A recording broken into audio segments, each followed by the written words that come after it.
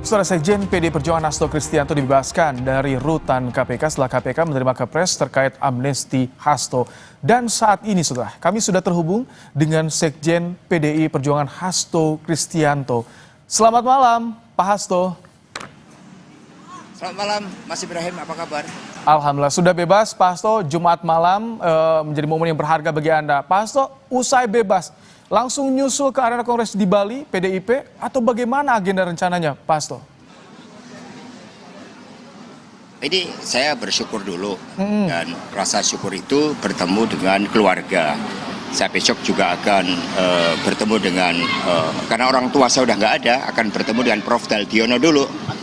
Setelah bertemu dengan keluarga, baru kemudian saya juga pagi akan laporan menggunakan telepon, video call kepada Ibu Megawati Soekarno Putri terlebih dahulu. Karena bagaimanapun juga atas doa beliau, dukungan beliau, semangat dari Ibu Megawati Soekarno Putri, seluruh kader, saya dapat dengan penuh semangat menjalani seluruh cobaan ini dan akhirnya oleh Presiden Prabowo dibebaskan dengan amnesti. Saya sangat bersyukur dan mengucapkan terima kasih kepada Bapak Presiden Prabowo. Pak Hasto, ini kan surat amnesti ini disampaikan oleh pemerintah ke DPR pada 30 Juli kemarin, satu hari. Itu sudah ada yang nelpon Anda dari PDIP atau bahkan Anda bisa berkomunikasi dengan Bu Mega saat mengetahui ada rencana amnesti ini, Pak Hasto? Saya sama sekali tidak mengetahui, bahkan tadi pagi saya jam 4:30 ketika bangun, itu kan waktu kami untuk doa bersama, bersih-bersih. Saya dikasih tahu itu ada keputusan dari Presiden Prabowo setelah mendengarkan pertimbangan juga dari DPR bahwa saya mendapat amnesti, Mas Tom Lembong kemudian abolisi. Tentu saya langsung bersyukur di dalam doa bersama tersebut, apalagi ini angkanya istimewa, 1 Agustus. Nah, nomor saya, rompi saya di KPK itu nomornya 18. Oh.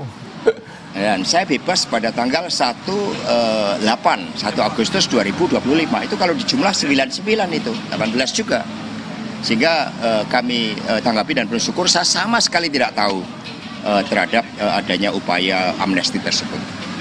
Tapi langsung direspons dengan Anda bersyukur. Pak Hasto, ini soal timing. Kalau misalnya tadi ada 1 Agustus 18, timing pembebasan Anda ini juga ternyata sehari ini sebelum Kongres PDIP. Bagaimana Anda merespons? Karena banyak yang bilang ini kental muatan politis, Pak Hasto. Tadi saya mendengar pernyataan dari Menteri, kalau tidak salah Sekretaris Negara, Menteri Hukum, itu dari istana juga menyatakan tidak ada intervensi dari PDI Perjuangan, bahwa momentum tersebut bertepatan dengan kongres. Ya kami tanggapi dan penuh syukur. Bahkan keputusan Presiden sendiri nomor 17 tahun 2025.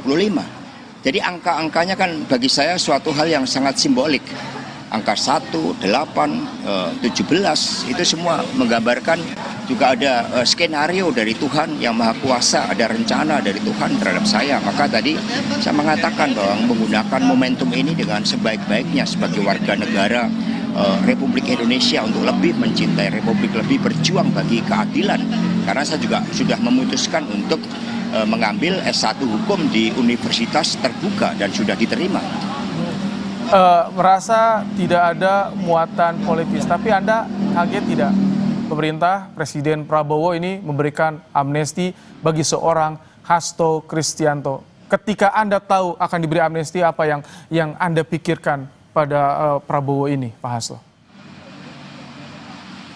Yang pertama, saya sangat kaget karena tidak menyangka. Saya itu sudah menyiapkan suatu proses ya untuk melakukan banding dan juga sudah membaca buku-buku yang dipergunakan untuk memori banding karena saya mendengar pimpinan KPK kan akan melakukan banding, maka memori banding itu kami persiapkan. Kemarin saya menerima 3 buku referensi dari penasihat hukum saya, sehingga ketika ada putusan yang sangat mengejutkan saya kaget, tetapi pada saat bersamaan saya juga bersyukur bahwa ini jalan saya.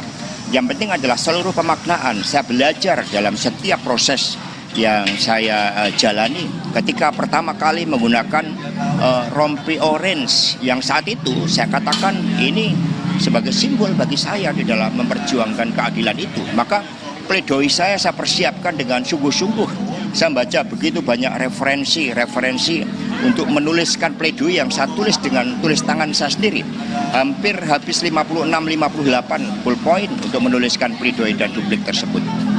Pak Hasto, ini kan upaya hukum biasa tengah berproses, Pak Hasto ya. Jadi artinya pembelian amnesti kepada Anda, abolisi kepada Pak Tom Lembong juga ini banyak menuai kritis soal bagaimana dengan semangat pemberantasan korupsi. Seperti apa tanggapan Anda soal kritis-kritis yang bermunculan, Pak Hasto? Ya, suara-suara di dalam era demokrasi semua kami dengar. Tetapi dari pledoi yang saya sampaikan, itu kan juga ada suatu pertanggungjawaban saya kepada publik.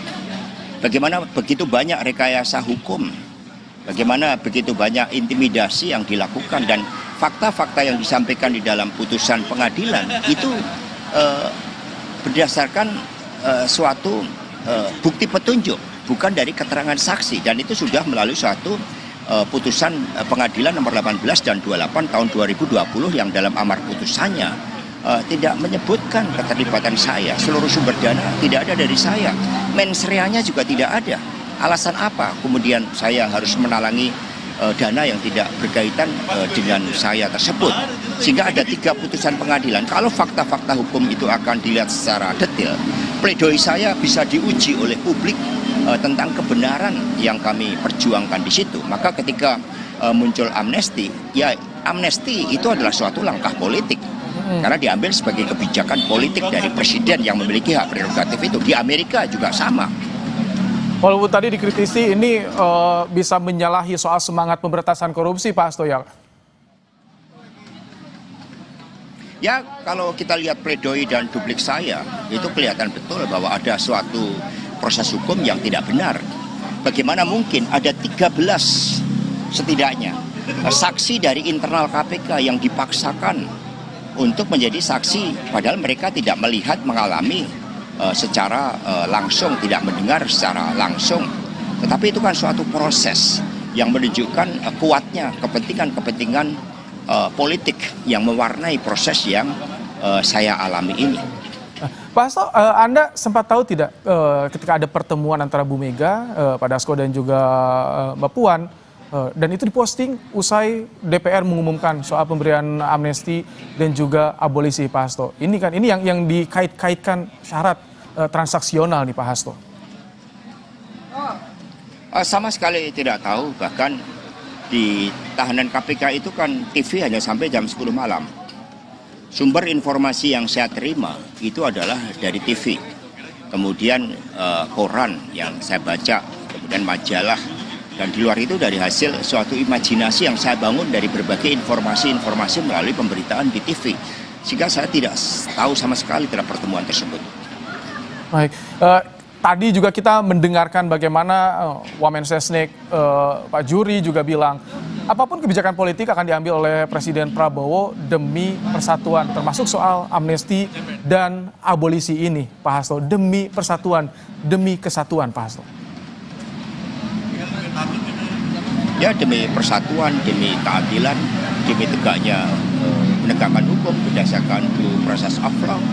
Karena kalau teman-teman boleh ngecek ke artificial intelligence, menanyakan apakah Hasto Kristianto bersalah, apakah Tom Lembong bersalah, itu kan sangat jelas bagaimana mereka menyampaikan pendapat-pendapat secara objektif.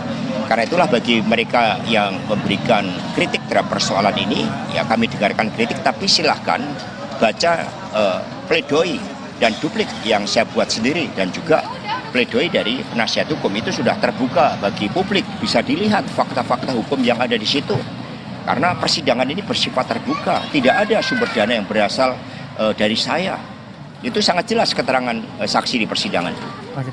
Pak Hasto, tadi kan Anda bilang akan menghubungi Bu Mega ya nanti setelah selesai dengan keluarga. Tapi ketika Anda mendapatkan info, Anda mendapat amnesti, Anda langsung mencoba menghubungi Bu Mega tidak, Pak Hasto? Atau politisi PDIP lainnya, Pak? Ya kan tidak ada handphone. Dilarang megang handphone, nggak ada laptop. Maka pledoi bukan dibatasi, memang tidak diizinkan. Saya taat aturan. Maka pledoi saya pun saya tulis tangan, sehingga besok tentu saja saya akan melaporkan kepada Ibu Mega melalui telepon terlebih dahulu dan kemudian mohon arahan-arahan dari beliau juga. Tapi tadi saya juga sudah sampaikan lewat Roni, penasihat hukum kami, Ketua DPP Bidang Hukum, bahwa saya mohon izin untuk acara keluarga terlebih dahulu. Tapi Anda akan ada rencana ke Bali atau tidak setelah nanti bertemu dengan keluarga Pak Hasto rencananya? Ya kalau Bali ini kan urusan partai, urusan spiritual, urusan doa, urusan mensyukuri. Tetapi yang paling penting kami bersyukur telah bebas.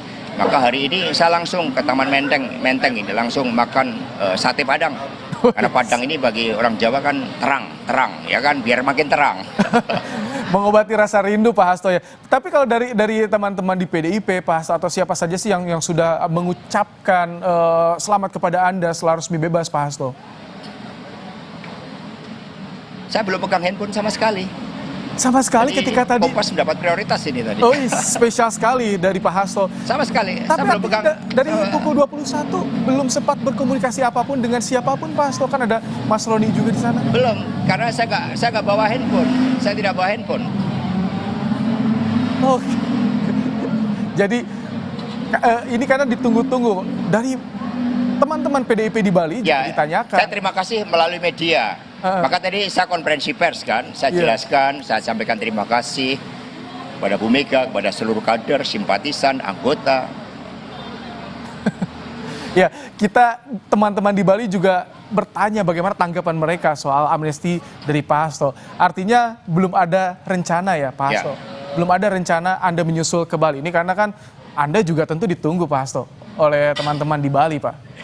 Ya tentu ada rencana, tetapi tadi saya sudah sampaikan lewat Bung Roni, saya minta izin terlebih dahulu untuk keluarga dan kemudian akan melaporkan juga kepada Ibu Mega. Udah kangen juga dengan teman-teman seluruh kader-kader PDI Perjuangan. Pak, ini di momen Agustus ini kan tidak banyak yang berurusan dengan hukum seberuntung Anda mendapatkan amnesti dari Presiden Prabowo. Apa yang ingin Anda sampaikan di penegakan hukum di tanah air ini? Singkat sedikit saja Pak Hasto terakhir. Ya, keadilan itu menjadi esensi yang paling hakiki dari seluruh perjuangan anak bangsa. Kita adalah negeri pejuang, maka supremasi hukum itu menjadi fondasi yang sangat penting. Karena di situ bekerja nilai-nilai kemanusiaan, fairness, kemudian jaminan bagaimana tertib hukum, budaya hukum itu dibangun.